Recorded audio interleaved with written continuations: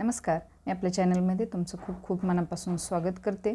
तर आज आपण मस्त असं शिल्लक राहिलेल्या इडली बॅटरपासून डोसे कसे बनवायचे किंवा वेगवेगळे पदार्थ कसे बनवायचे ते पाहणार आहोत।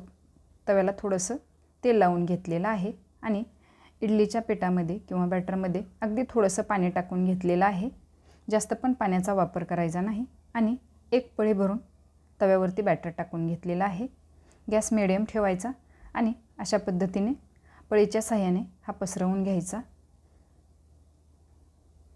हे पहा, यामध्ये फक्त मीठ टाकलेलं आहे आणि व्यवस्थित असा हा 3 ते 4 मिनिट भाजून घेऊयात खालच्या साईडने। अगदी अप्रतिम असा चवीला खायला लागतो। आता हे लहान मुलं खाणार असतील तर अशा पद्धतीने बनवू शकता। पाहू शकता खूप सुंदर आणि मस्त असा हा डोसा भाजलेला आहे। खालच्या साईडने कलर पाहू शकता किंवा याची जाळी पाहू शकता, अप्रतिम अशी आलेली आहे। पलटवून घेऊयात। पलटवायचा नसेल तर तुम्ही असाच देखील खाऊ शकता। पलटवून घेऊन अगदी 1 मिनिटभर देखील तुम्ही हा भाजून घेऊ शकता।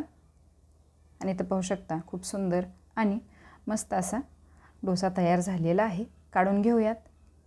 हे पहा, जाळी आणि कलर काय सुरेख आलेला आहे। आता अशाच प्रकारे दुसरा डोसा आपण करून पाहूयात। त्यासाठी इथं इडली बॅटर घेतलेला आहे आणि तव्यावरती सेम त्याच पद्धतीने सोडून घेऊयात। आता हा डोसा जो आहे तो लहान मोठा तुमच्या आवडीनुसार बनवू शकता। मी सेम त्याच पद्धतीने हा डोसा बनवून घेत आहे।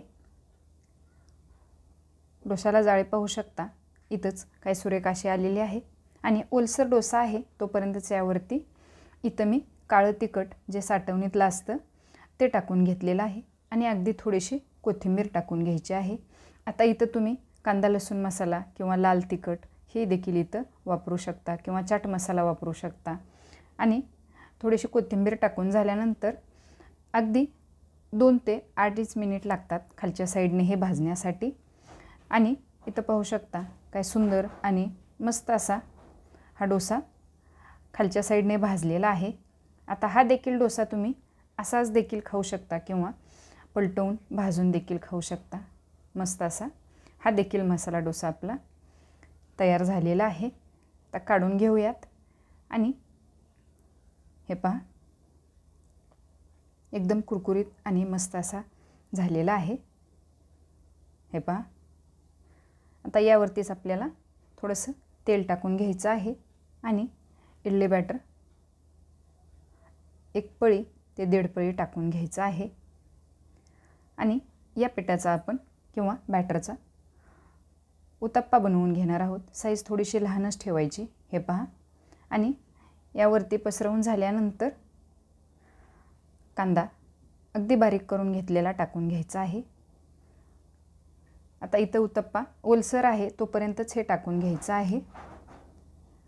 थोडंसं टोमॅटो टाकून घ्यायचं। टोमॅटो टाकून झाल्यानंतर हिरवी मिरची आणि कोथिंबीर टाकून घ्यायची। अप्रतिम अशी टेस्ट येते। आता इथं तुम्हाला हिरवी मिरची वापरायची नसेल तर साठवणीतला काळा मसाला किंवा कांदा लसूण मसाला किंवा लाल तिखट देखील इथं वापरू शकता। खूप खायला टेस्टी असा लागतो। हे देखील आपल्याला 1-2 ते 3 मिनिट व्यवस्थित असं भाजून घ्यायचं आहे खालच्या साईडने आणि थोडंसं उलटण्याच्या सहाय्याने हे पहा दाबून घ्यायचं आणि अगदी एक छोटा अर्धा चमचा तेल टाकून घ्यायचं आहे।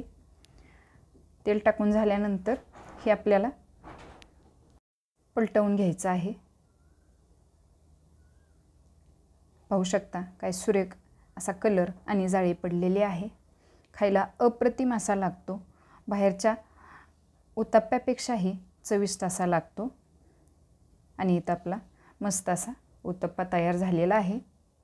तर इथं तुम्ही पाहू शकता मस्त असा उत्तप्पा तयार झालेला आहे। आपण प्लेन डोसा देखील करून पाहिलेला आहे आणि अगदी कमी साहित्यामध्ये मसाला डोसा देखील करून पाहिलेला आहे।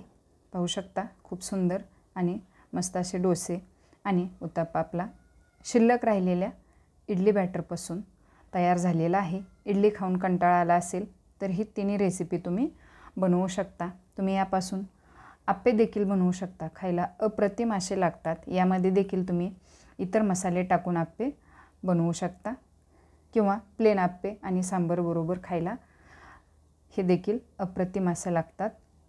पाहू शकता. आता तुम्ही याला असेच देखील गरमागरम खाऊ शकता किंवा सांबार किंवा नारळाच्या चटणीबरोबर देखील खाऊ शकता. व्हिडिओ आवडला असेल लाईक शेअर सबस्क्राईब करायला विसरू नका.